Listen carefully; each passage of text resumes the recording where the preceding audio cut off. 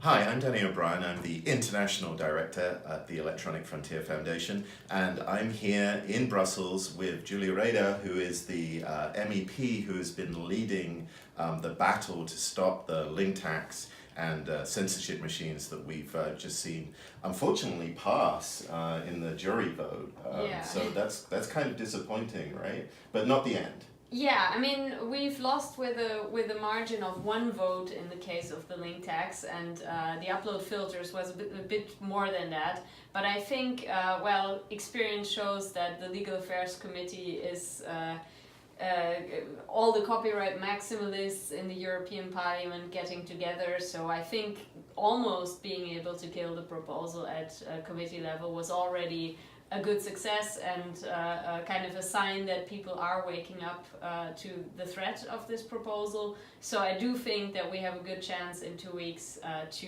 get a majority against it in the plenary when all members of the European Parliament can vote. So I was just going to ask you what comes next. So this is the day after the vote, but there's another vote. When will that be? Right, so what happens now is that the committee has decided on a package that includes the link tax and the upload filters, and now there's going to be a simple yes-no vote in the plenary as a whole to decide whether we accept this outcome or not, or whether it goes back to the drawing board, basically. So what we need to do now is to convince a majority of the individual members of the entire parliament to vote against. And we have 2 weeks to do this, and the vote will most likely be on 4th of July. So I like to call it our Internet Independence Day. Okay. But that's basically where we are, and we've got our work cut out for us. I don't think the United States has successfully copyrighted that term, and I noticed that you've got I would love to be sued for it. Yeah. This is just printed, right? So this is basically what the European Parliament looks like. So we have these 8 different political groups, from the far left, the Social Democrat, Green, Liberal, Christian Democrat, Conservative, Eurosceptic, and far right. Mm-hmm. And out of these 751 members, we're going to need to have a majority in the vote. So over the next couple of days, this will be filling up with green and red dots of who we expect or who has declared that they're going to vote for or against this proposal. So it really is a matter of winning these people one at a time. Exactly.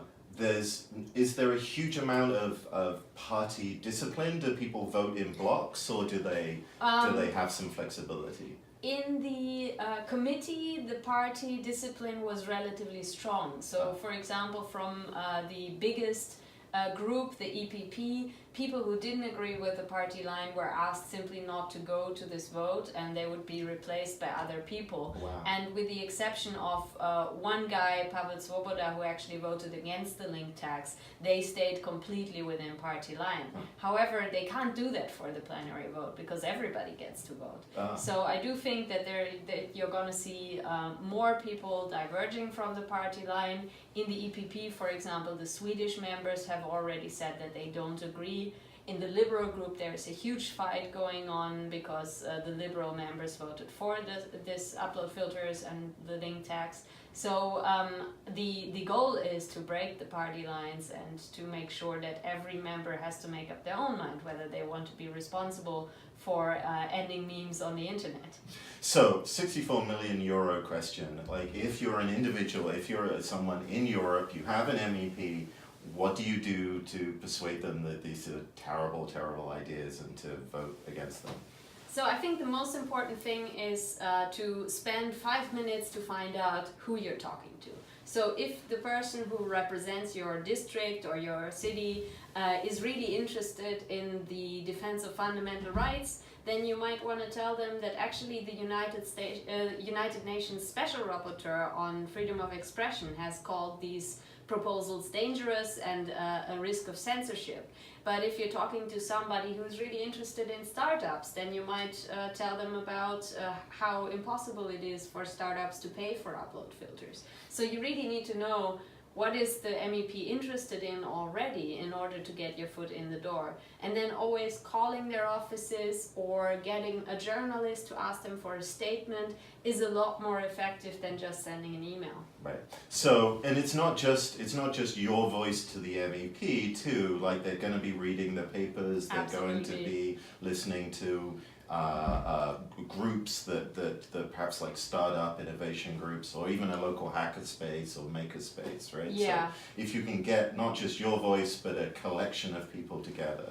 Definitely. I think it's always a lot more useful to have a statement from a group or a particular constituency, and definitely one of the most effective things is to get a journalist from your country to ask the different MEPs where they stand on this, because then they tend to feel like they really have to respond. If it's just an email from a citizen, they might decide to just ignore it. Mm-hmm. But if they are on the record in the press saying that they're going to vote against this, then this is immediately useful and they will get a little green dot on here. Okay, well, we're looking forward to seeing like a few green dots start.